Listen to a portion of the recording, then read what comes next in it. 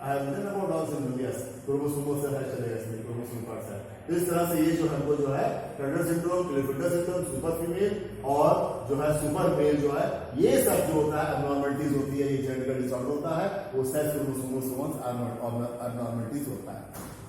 Next जो है gene mutation in autosomes. अब म्यूटेशन हो जाता है, जीन में म्यूटेशन हो जाता है, और कौन से किस जीन्स में किस क्रोमोसोम से म्यूटेशन होता है, ऑटोसोम से होता है। और फिर जीन म्यूटेशन सेक्स क्रोमोसोम, किसमें म्यूटेशन होता है, सेक्स क्रोमोसोम। मतलब जीन का लोकेशन अगर ऑटोसोम्स में चेंज हो जाता है तो उससे जो डिजीज होगा उसे बोलेंगे जीन म्यूटेशन इन ऑटोसोम्स। अगर जीन का म्यूटेशन सेक्स क्रोमोसोम्स में चेंज होता है तो उससे जो डिजीज होगा उसे क्या बोलेंगे, जीन म्यूटेशन इन सेक्स क्रोमोसोम। तो जो जीन म्यूटेशन इन ऑटोसोम्स में जो है उसमें मैंने देखिए इसे दो ग्रुप में बांटा है। इसके अंदर देखिए दो ग्रुप बांटा है, याद रखिए थोड़ा सा ये फिगर जिसको ऐसे मानेंगे, ये मैंने इधर एवरेज बना दिया है इसको। Gene mutation in autosomes is categorised into two group. पहला है रिसेसिव डिसऑर्डर और दूसरा है डोमिनेंट डिसऑर्डर। ध्यान रखिएगा, ये मैंने लिखा जीन म्यूटेशन इन ऑटोसोम्स, इसको दो भाग में बांटा गया। पहला ग्रुप इधर लिखा है और दूसरा ग्रुप मैंने इधर लिखा है। ओके, तो पहला ग्रुप जो है रिसेसिव डिसऑर्डर है, दूसरा क्या है डोमिनेंट डिसऑर्डर है। किसका, जीन म्यूटेशन इन ऑटोसोम्स। तो पहले रिसेसिव डिसऑर्डर के अंदर कौन कौन से डिजीज आते हैं कि जो कि रिस्पॉन्सिबल होते हैं mutation, gene mutation in autosomes. उसमें देखिए लिखिए फिनाइलकीटोनुरिया, क्या है रिसेसिव डिसऑर्डर, जीन म्यूटेशन फिनाइलकीटोनुरिया।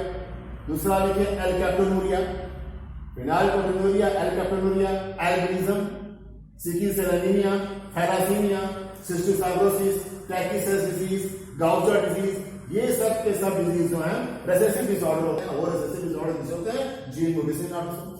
क्या क्या मैंने कहा, disease whose what type of disease is present in the recessive disorder of the gene mutation in autosomes, and that is पहला क्या है phenylketonuria, alkaptonuria, albinism, sickle cell anemia, thalassemia, cystic fibrosis, Tachy cell disease and Gaucher disease। मतलब 1 2 3 4 5 6 7 8 8 disease जो है वो जो किसके अंदर आते हैं, रिसेसिव डिसऑर्डर में आते हैं।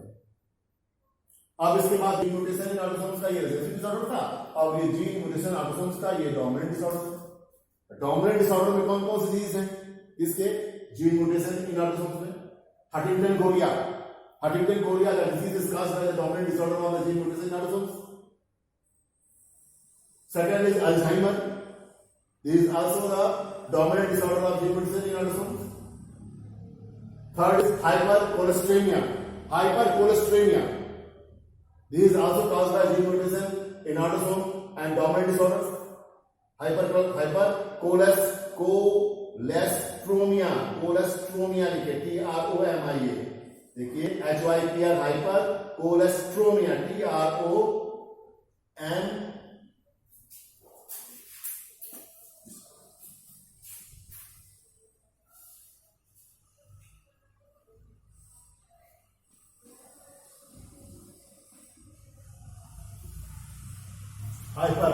hypercholesteremia. What is that? That is dominant disorder of gene mutation. Next है neurofibromatosis. Neurofibromatosis क्या है? That is dominant disorder of gene mutation in autosomes. Achondroplasia PLASIA. Achondroplasia, this is a dominant disorder of gene mutation. Marfan syndrome, this is also a dominant disorder of gene mutation. Myotonic dystrophy, it is also a gene mutation of, it is also a dominant disorder of gene mutation of autosomes. Last one is aniridia, so these are also dominant disorder of gene mutation. तो इस तरह से जो gene mutation in autosomes को दो भागों में categorise किया, पहला डिजीज था रिसेसिव डिसऑर्डर और दूसरा था डोमिनेंट डिसऑर्डर। जो रिसेसिव डिसऑर्डर थे जैसा कि नाम मैंने आपको ऑलरेडी बताया था, और डोमिनेंट डिसऑर्डर में Huntington chorea, Alzheimer, hypercholesterolaemia, neurofibromatosis, achondroplasia, Marfan syndrome, myotonic dystrophy and aniridia. These are come under the dominant disorder of genetic mutation in autosomes. Last में जो है मैंने जीन म्यूटेशन इन सेक्स क्रोमोसोम, ये जानते हैं sex chromosome मतलब x या Y chromosomes में अगर डिसऑर्डर होगा, उसके जीन्स को डिसऑर्डर होगा, उसके म्यूटेशन भी हो जाएगा, तो उससे जो डिजीज होगा उसको क्या बोलेंगे, सेक्स क्रोमोसोम। इसमें क्या haemophilia, colour blindness and Duchenne muscular dystrophy DMD, Duchenne muscular dystrophy, DMD इसको बोलते हैं। ये जो होते हैं ये सब के सब होते हैं जो म्यूटेशन रिसर्च क्रोमोसोम्स में आते हैं।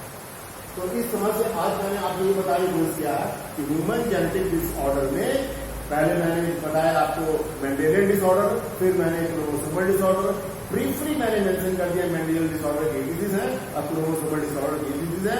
मेंडेलियन डिसऑर्डर का क्या डिफिनेशन है, क्रोमोसोमल डिसऑर्डर का क्या डिफिनेशन है और ह्यूमन जेनेटिक डिसऑर्डर का क्या डिफिनेशन है। फिर इसके बाद मैंने पूरे डिजीज को ह्यूमन जेनेटिक डिसऑर्डर को लेकर एक फ्लो सी बनाकर इसको मैंने इस भागों में autosomal abnormalities, chromosomal abnormalities, gene mutation इन autosome, gene mutation recess chromosome, इसके बारे में मैंने लिखा है। और ये अच्छी तरह से हर पॉइंट को आप जो है अलग अलग लिखिएगा। ये ऑटोसोमल का अलग मैंने किया है, इसका मैंने 2 भागों में बांटा है, ये डॉक्यूमेंट अलग हो गया, सेक्स क्रोमोसोम सब अलग अलग लिखा हुआ, इसको याद करिएगा, बहुत ही इंपॉर्टेंट है। ये फ्लो शीट आपको एग्जामिनेशन के समय भी ऐसे भी बहुत हेल्प करता है, रिफ्रेश करता है। कम समय में with in few second you can say with in 1 minute या 2 मिनट आप उसको देख लेंगे तो आपका पूरा जो है बैकअप हो जाएगा ह्यूमन जेनेटिक डिसऑर्डर में। Thank you.